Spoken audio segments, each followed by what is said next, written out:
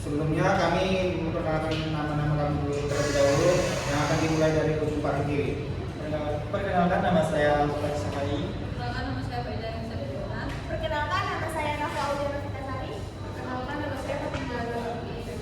Perkenalkan, nama saya Nini Soleha. Perkenalkan, nama saya Desa Pergadaha. Perkenalkan, nama saya Rifan Mustari Sanfes. Selamat menyaksikan. Perkenalkan, nama saya Fatima Azhara. Di sini saya akan menjelaskan materi mengenai pendapatan dan kekayaan. Nah, jadi pendapatan di Amerika Serikat itu didistribusikan secara tidak merata. Menurut Paul Samuelson, ketimpangan tersebut dianalogikan sebagai piramida dengan setiap lapisannya itu menggambarkan pendapatan sebesar $500, yang puncaknya itu akan jauh lebih tinggi daripada Gunung Everest. Nah, jadi pada tahun 2010, pendapatan rata-rata rumah tangga di Amerika Serikat itu sebesar $49.445. Sementara rata-rata aritmatika jauh lebih tinggi, yaitu sebesar $67.530, yang menunjukkan bahwa beberapa orang yang berpenghasilan besar akan menaikkan rata-rata.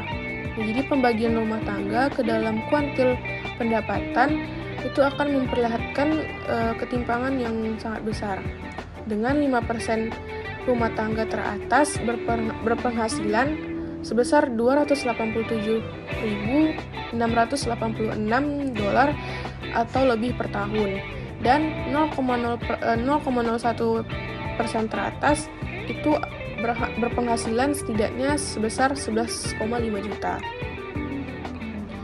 Dan meskipun telah terjadi redistribusi dalam 80 tahun terakhir, kebijakan pajak semenjak 1980-an itu lebih menguntungkan orang kaya, yang dimana 1% teratas itu mengalami kenaikan pendapatan pasca pajak sebesar 228%, dan sementara kelas menengah hanya mengalami kenaikan sebesar 21%.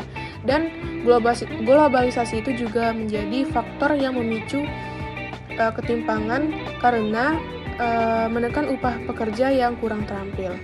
Nah, jadi di sini distribusi kekayaan di Amerika Serikat itu bahkan lebih tidak merata dibandingkan pendapatan. Dengan 1% teratas itu menguasai banyak kekayaan daripada 90% terbawah. Dan warga kulit putih itu jauh melebihi kekayaan orang Afrika Amerika dan Hispanik, dan kesenjangan ini masih terus melebar. Sekian materi dari saya. Untuk materi selanjutnya akan dilanjutkan oleh teman saya. Baiklah, selanjutnya yaitu pengertian feminasi kemiskinan. Feminasi kemiskinan adalah kondisi ketika perempuan mengalami kemiskinan yang lebih tinggi dan parah dibandingkan dengan laki-laki, serta terus meningkat. Feminasi kemiskinan dapat diartikan sebagai yaitu kegoyahan ekonomi yang dialami perempuan yang harus menanggung beban ekonomi keluarga, hilangnya kesempatan dan kebebasan perempuan untuk menentukan pilihan hidup, keterbelakangan perempuan dalam bidang ekonomi, pendidikan, kesehatan, politik, dan sosial. Feminasi kemiskinan erat kaitannya dengan budaya patriarki yang meletakkan perempuan pada posisi subordinat, termarginal, dan terdiskriminasi. Untuk mengatasi kemiskinan diperlukan penanganan khusus yang diperspektif gender. Beberapa contoh feminasi kemiskinan yaitu perempuan mengalami KDRT dan memutuskan bercerai sehingga hidupnya memburuk. Perkawinan anak menyebabkan perempuan putus sekolah sehingga sulit mengakses pekerjaan yang layak. Perempuan yang tidak pendidikan sulit mengakses pekerjaan yang layak. Beberapa upaya yang dapat dilakukan untuk mengatasi feminasi kemiskinan misalnya yaitu program Gender Watch dan KPS2K yang membantu perempuan, keluarga, dan kemiskinannya. Pendekatan penanggulangan kemiskinan yang berperspektif gender.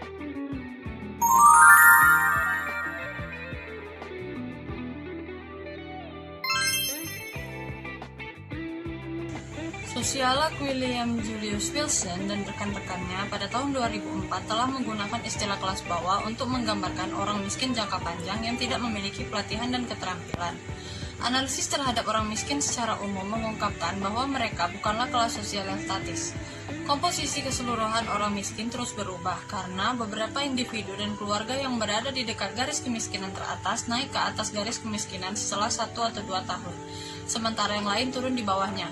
Namun, ratusan ribu orang tetap dalam kemiskinan selama bertahun-tahun. Orang kulit hitam dan Latin lebih mungkin untuk terus-menerus miskin daripada orang kulit putih.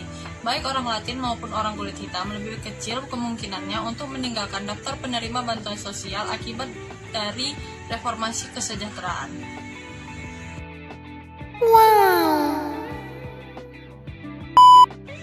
Herbert Gans pada tahun 1995, seorang sosiolog yang menggunakan analisis fungsionalis berpendapat bahwa kemiskinan memiliki fungsi sosial, ekonomi, dan politik yang menguntungkan bagi segmen masyarakat tertentu. Beberapa manfaat tersebut antara lain yaitu: pertama, pekerjaan yang kotor, berbahaya, dan bergaji rendah dilakukan dengan biaya murah oleh kaum miskin. Yang kedua yaitu kemiskinan menciptakan lapangan kerja, baik legal seperti pekerja sosial maupun ilegal seperti pengedar narkoba. Yang ketiga yaitu masyarakat memandang kaum miskin sebagai penyimpang, sehingga norma-norma sosial yang konvensional tetap dianggap sah.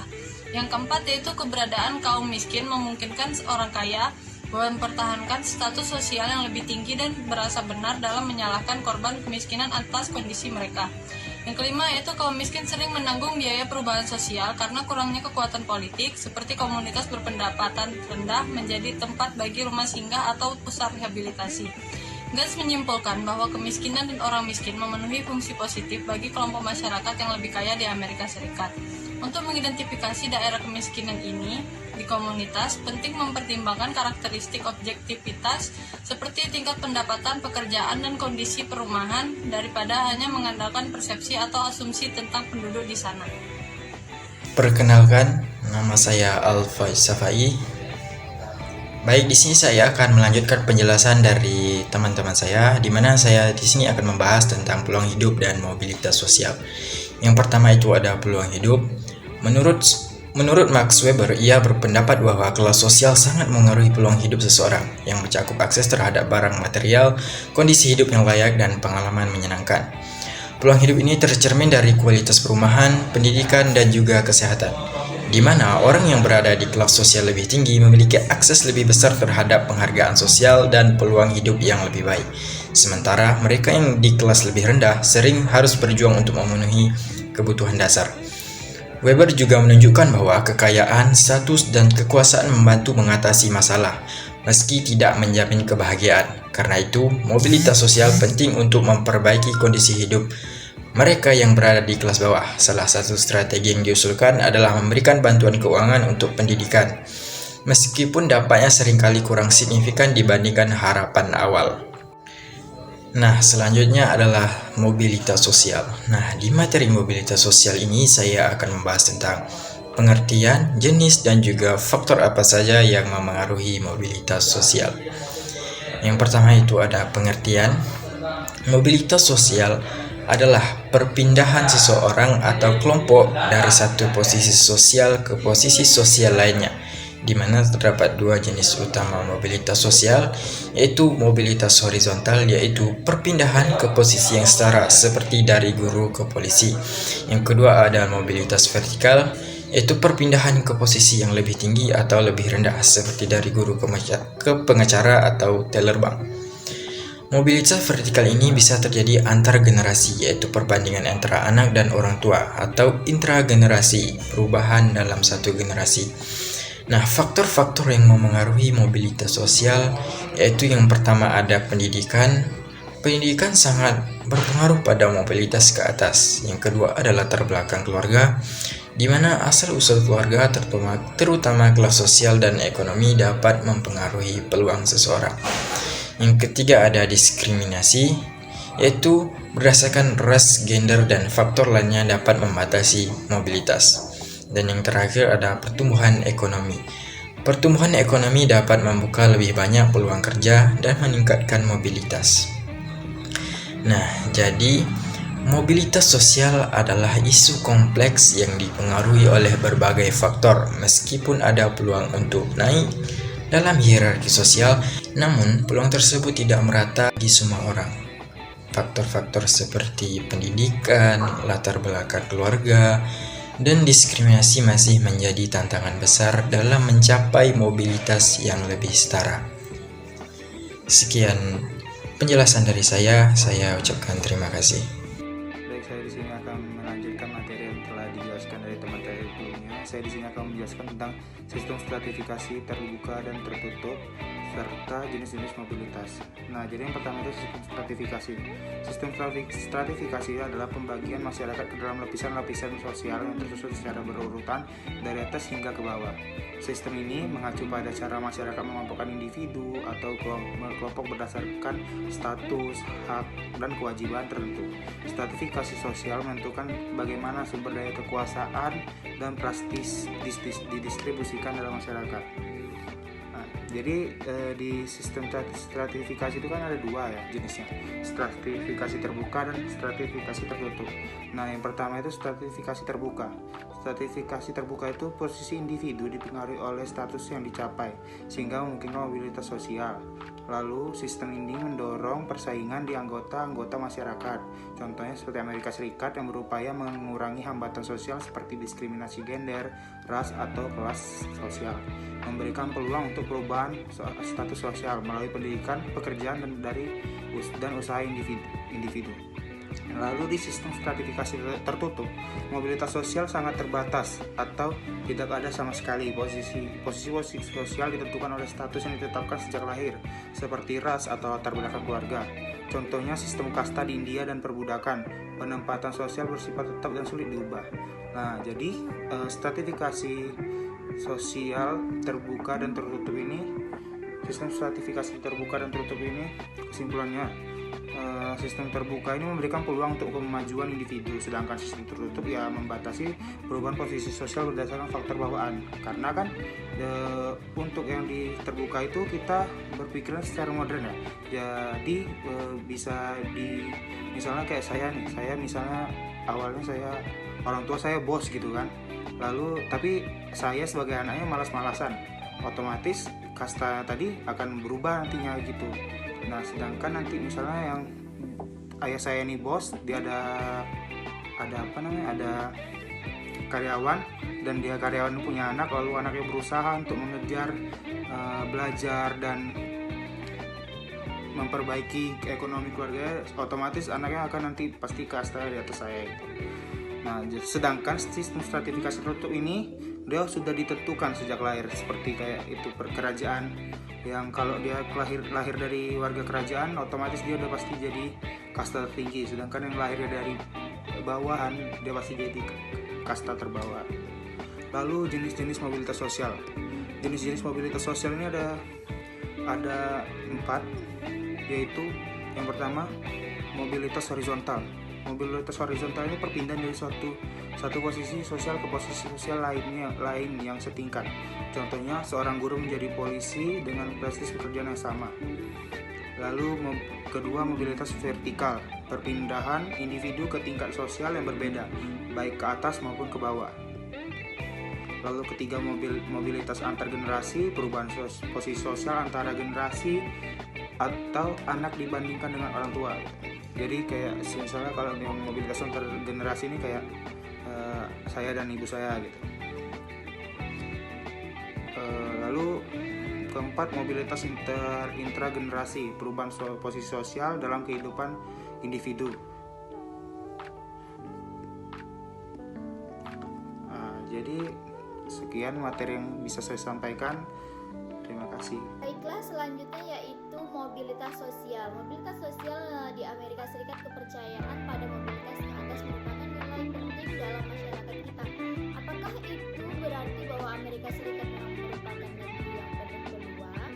Tidak, kecuali jika karakteristik deskriptif seperti ras, jenis kelamin, dan latar belakang keluarga tidak lagi penting dalam menentukan prospek masa depan seseorang. Kita dapat melihat dampak dari faktor-faktor ini dalam struktur pekerjaan. Mobilitas sosial. 2 studi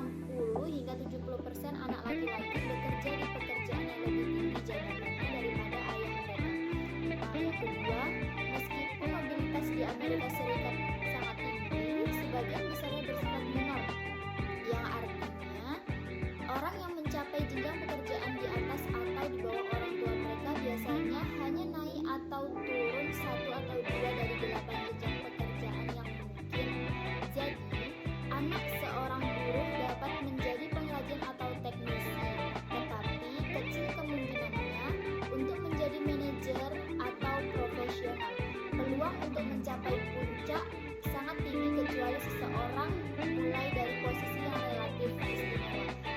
Dampak pendidikan. Kesimpulan lain dari kedua penelitian tersebut adalah bahwa pendidikan memainkan peran penting dalam mobilitas sosial. Dampak pendidikan formal terhadap status orang dewasa bahkan lebih besar daripada latar belakang keluarga. Meskipun seperti yang kita lihat, latar belakang keluarga mempengaruhi kemungkinan seseorang akan menerima pendidikan tinggi. Lebih jauh lagi, pendidikan merupakan sarana penting mobilitas antar generasi. Seseorang yang lahir dalam keluarga miskin tetapi lulus dari perguruan tinggi memiliki peluang 1 dari 5 untuk masuk dalam golongan kelima teratas dari semua penerima pendapat saat dewasa.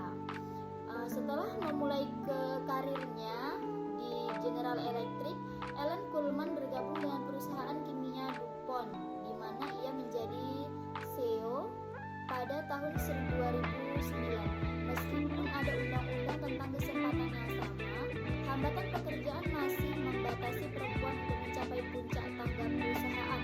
Hanya 12 perusahaan Fortune 500 yang sekarang dijalankan oleh perempuan. Namun, dampak pendidikan terhadap mobilitas telah sedikit berkurang dalam dekade terakhir. Gelar sarjana, BA atau BS tidak lagi menjadi jaminan mobilitas ke atas dibandingkan di masa lalu, karena semakin banyak pendatang di pasar kerja yang memiliki gelar tersebut. Selain itu, mobilitas antar generasi menurun karena tidak ada lagi perbedaan yang begitu mencolok antara generasi. Pada dekade sebelumnya, banyak orang tua berpendidikan sekolah menengah atas yang berhasil menyekolahkan anak-anak mereka ke perguruan tinggi.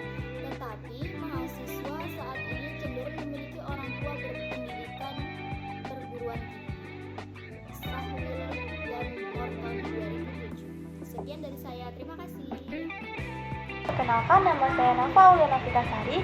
Di sini saya akan menjelaskan materi tentang dampak. Itu ada 2 dampak. Yang pertama dampak ras dan etnik, yang kedua dampak gender.